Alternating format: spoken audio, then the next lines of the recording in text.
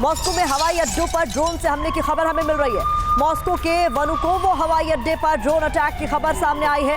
हमले के बाद एयरपोर्ट पर आवाजाही को बंद करना पड़ा। ये तस्वीरें आप देखिए।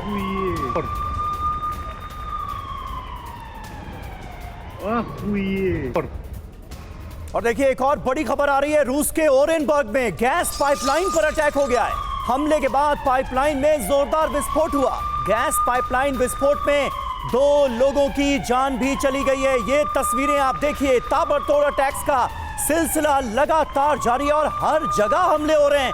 ऐसा लग रहा है इन तस्वीरों को देखकर गैस पाइपलाइन में विस्फोट किया गया है। 2 लोगों की जान चली गई है इस हमले में। और एक और बड़ी खबर मॉस्को के रोमेस्कोय में ड्रोन अटैक को लेकर सामने आ रही है। ऊंची आवासीय इमारत पर यहां पर हमला बोला गया है। रूस ने 144 कामिकाज़ी को मार गिराने का दावा भी किया है। तो ये तस्वीरें देखिए हाई राइज बिल्डिंग्स पर किस तरीके से हमला बोला गया है। ये तस्वीरें मॉस्को के रोमेस्कोय की है। ये 2 तस्वीरें आपके सामने है। मॉस्को में अलग अलग इलाकों पर ड्रोन से हमला किया गया है। ये हाई राइज बिल्डिंग, ऊंची इमारतें जिन पर ड्रोन से हमला हुआ और इन्हें बड़े स्तर पर किस तरीके से नुकसान पहुंचा है आप देख सकते हैं। इमारतों में आग लगी हुई है। चीख पुकार यहां पर लोगों की इन तस्वीरों में साफ तौर पर सुनी जा सकती है। तो सुमित चौधरी आपका मैं रुख करना चाहूंगी। सुमित, ये जिस तरीके की तस्वीरें सामने आ रही है, मनीष इस बात का जिक्र कर रहे थे कि कुर्स्क में अब तक बढ़त बनाए हुए यूक्रेन को कहीं ना कहीं नुकसान झेलना पड़ रहा है। इसीलिए क्या अटेंशन डाइवर्ट करने के लिए, ध्यान भटकाने के लिए इस तरीके से मॉस्को के अलग अलग इलाकों को टारगेट किया जा रहा है?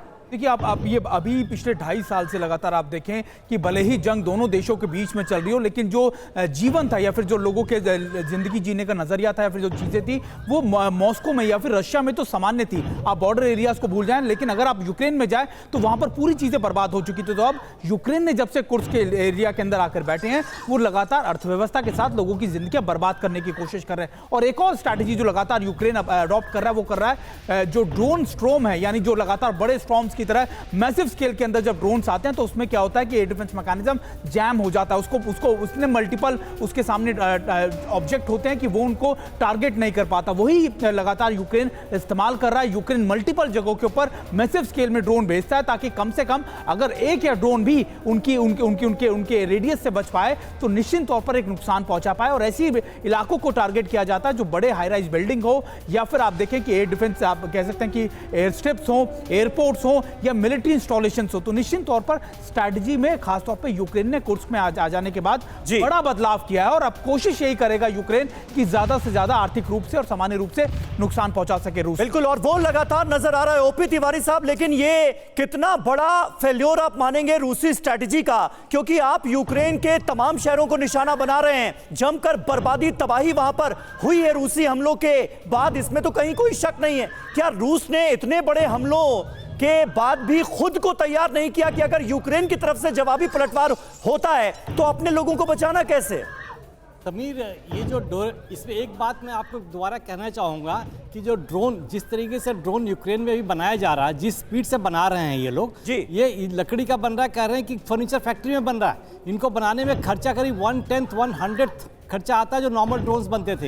ये ड्रोन 1 वे ड्रोन है, इसमें थोड़ा ही समय लगता है, उसमें इंटेलिजेंस गैदर कर जाता है, आर्मामेंट लोड करने में बहुत कम समय लगता है। लेकिन ये ड्रोन बनाने की जो टोटल जो फैक्ट्री है, टोटल फंडिंग है, ये नाटो का है। ये नाटो का ये दूसरा तरीका अप्लाई किया उन्होंने। इंस्टेड ऑफ गिविंग आर्मामेंट्स, उन्होंने इनकी ड्रोन बनाने की फैक्ट्री मजबूत कर दी है और इसमें ऑस्ट्रेलियन साइंटिस्ट भी लगे हुए हैं जो बनाने जा रहे हैं। तो रशिया को इसको काउंटर करने के लिए, ये काउंटर करने के लिए वॉर मैकेनिज्म नहीं बल्कि एक तो न्यूसेंस है। इसको काउंटर करने के लिए रशिया को डिटेल स्टडी करना पड़ेगा कि क्या रूट फॉलो कर रहा है। वहाँ पर ह्यूमन इंटेलिजेंस, आईबॉल मैकेनिज्म से इनको काउंटर करना पड़ेगा, क्योंकि एयर डिफेंस सिस्टम बहुत महंगा होता है। छोटे और सस्ते ड्रोन को खत्म करने के लिए इतना महंगा वेपन यूज करना किसी तरीके से सक्सेसफुल नहीं होगा, क्योंकि नंबर बहुत ज़्यादा है, बहुत नंबर में आएंगे। तो रशिया को अपनी स्ट्रेटेजी थोड़ी हो सकता है चेंज करेंगे, सोच भी रहे होंगे कि ह्यूमन टेंडेंसी और जो अच्छी वाली गन से लेके बैठे रहेंगे, उनको आइडेंटिफाई किया जाएगा, वेल इन टाइम डिस्ट्रॉय किया जाएगा। रशिया को इस तरीके के न्यूसेंस से तैयार रहना पड़ेगा। पड़ेगा, क्योंकि यूक्रेन ये चुप नहीं बैठेगा, नाटो चुप नहीं बैठेगा। जिस रेट से ये यूक्रेन का मैन्युफैक्चरिंग चल रहा है यूक्रेन के अंदर, ठीक है, जिस ड्रोन का, वो बहुत तेजी से चल रहा है और बहुत सस्ते दाम पर बन रहा है। बड़ी बात आप कह रहे हैं, लेकिन त्रिपाठी सर एक बात जो मुझे नहीं डाइजेस्ट हो रही, जो नहीं पच रही है, वो ये कि 10 दिनों के भीतर ये दूसरा बड़ा हमला है मॉस्को के अलग अलग इलाकों पे, और इस बार तो एयरपोर्ट पर भी हमला कर दिया गया जो अब से पहले नहीं हुआ था। क्या मॉस्को में इसे इंटेलिजेंस फेलियर माना जाएगा? क्यों नहीं अपने ऊपर हो रहे हमलों को रोका जा सक रहा है, और किस तरीके से यूक्रेन लगातार हावी होता हुआ यहां पर नजर आ रहा है, ये भी समझने वाली बात।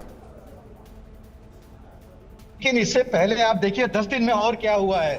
पहली बार है कि पिछले 1 महीने में रशिया जो है तकरीबन 500 स्क्वायर किलोमीटर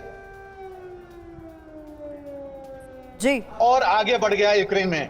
पोक्रोव्स्क में देखिए क्या है, 10 किलोमीटर नजदीक पहुंच गया रशिया, और कुर्स्क में जो यूक्रेन आगे बढ़ा था वो रुक गया है, और उसके 11,000 तक सोल्जर्स मारे गए हैं, जिसकी अब कोई बात नहीं हो रही है। तो ये नुकसान को यूक्रेन सह नहीं पा रहा है, और नाटो भी नहीं इसको देख पा रहा है। इसी को काउंटर करने के लिए कुछ ना कुछ करना जरूरी था, और जैसे एमएम ओपी तिवारी बता रहे थे, काफी आगे बढ़ चुका है यूक्रेन ड्रोन्स। जी त्रिपाठी साहब, थोड़े से आपके ऑडियो में प्रॉब्लम आ रही है, आता हूं आपके पास दोबारा। बहुत महत्वपूर्ण बात आपकी तरफ से भी कही जा रही है कि यूक्रेन को भी गहरे जख्म दिए गए हैं। यूक्रेन में भी जो तबाही और बर्बादी हुई है, उसके बाद ये एक बड़ा जवाब देने की कोशिश यूक्रेन की तरफ से की गई है, जिसमें नाटो पूरी तरह से साथ है।